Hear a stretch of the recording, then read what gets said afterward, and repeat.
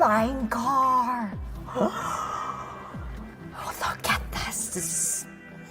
This is amazing, guys. Fancy a flying taxi to whisk you to your office or your next appointment?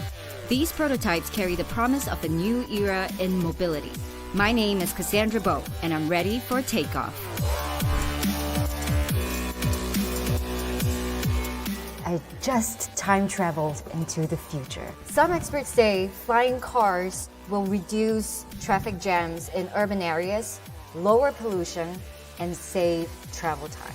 Today, I get exclusive access to one of the developing companies and to find out more about their technology. In 2020, this single-seater prototype had its first piloted test flight, staying up for about 4 minutes at 10 meters above ground. Not long, but that could change soon. The makers of Skydrive want their vehicle to be market-ready by 2023 as an air taxi across Japan's main island, Honshu. When I think of flying cars, I think of Back to the Future, Disney's Meet the Robinsons, and my childhood cartoon, The Jetsons. These movies and TV shows kind of shape and influence what I think a flying car would look like and how it would be operated. I can't believe that our sci-fi imagination is now becoming reality. My team and I are on our way to Skydrive. We've had to sign a non-disclosure agreement about the tech we are about to see, and even the secret location of the research facility. Skydrive is just one of about 80 companies around the world working feverishly on eVTOLs, or electric vertical and takeoff landing aircraft. That includes global players in the automobile and aviation industries, mobility service giants such as Uber, and smaller startups like Japan's Skydrive or Germany's Volocopter. Supporters say that they can help solve the traffic problems of today and future megacities at a lower environmental and financial cost than helicopters. Critics argue that the technology and necessary infrastructure are practically unaffordable, that flying cars in the end will be only for the elites. About 4 hours by train and car from Tokyo, I find myself in the mountainous countryside in Aichi Prefecture. No sign of high-tech robots and flying cars yet, but I'm secretly hoping I get to take off today. Whew. Coming up here was already quite an adventure. But right now, I'm standing in front of the R&D center of Skydrive, and the location is top secret. The air mobility startup was founded in 2012 and is backed up by Toyota. And behind these doors is where the magic happens. So let's go in and take off. And here it is, Skydrive's prototype. Unlike helicopters, it has 8 small rotor blades distributed over 4 axes, which is supposed to be quieter with a smaller turning circle. Skydrive's CEO showed me around. I soon found out, no pilot's license, no test flight for me. Air travel is available but still inconvenient. Our goal is to create a compact and quiet aircraft that allows people to use the sky on a daily basis. If all goes according to plan, Skydrive will use its flying cars as taxis in tourism and in medical rescue. But many technical hurdles remain. Our current prototype has 8 motors. With 8 motors, even if one fails, the other ones can still carry the aircraft. So, more motors provide more safety.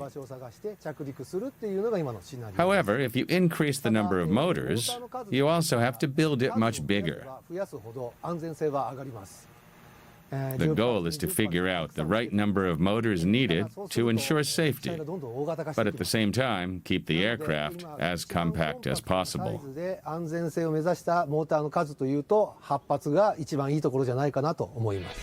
In China and Japan, expectations that air taxis will be widespread in the near future are growing. But is it just hype? For example, aviation laws require aircrafts to have a reserved flight time of at least 30 minutes. That's beyond the reach of current prototypes, which manage around 20 minutes. That's because current battery technology cannot deliver enough power over such a long period, and bigger batteries means more weight to keep airborne. Another potential opponent is the weather. Such aircraft cannot fly in windy or very rainy conditions. I think that safety is a big part. Since this is an aircraft, it can only be flown with approval by the Ministry of Land, Infrastructure, Transport and Tourism under the Civil Aeronautics Act.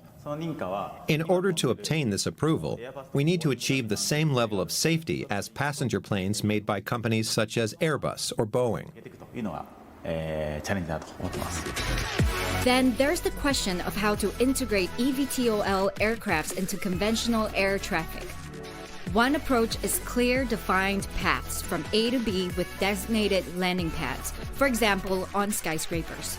This would, of course, require intense cooperation with regional aviation authorities, not to mention complex tech infrastructure that requires a high level of automation. With remote driving, there's no need for a pilot, so it's very close to automated driving. And eventually, it'll become fully automated, and the aircraft will fly by itself. I'd like to turn that into reality in about 5 years from the start of the service. The optimism is infectious. Even though I missed out on a test flight, I'm already dreaming of crossing Tokyo Bay in a flying car in the next couple of years. Tomohiro Fukuzawa also told me Skydrive has a 2-seater in the works. Oh, this has been quite a journey. I learned a lot about flying cars, and I even got to sit in one. But let's be clear, the ultimate goal for these vehicles is autonomous flying. And until that happens, there are a number of technical obstacles that we have to overcome. And even more importantly, these projects depend heavily on public acceptance. The dream of flying carefree above the traffic is getting closer. But I do wonder, can these concept aircrafts reach the mass market and actually fix urban gridlock? As for the here and now, my way back to Tokyo is still pretty fast on the Shinkansen. Sayonara!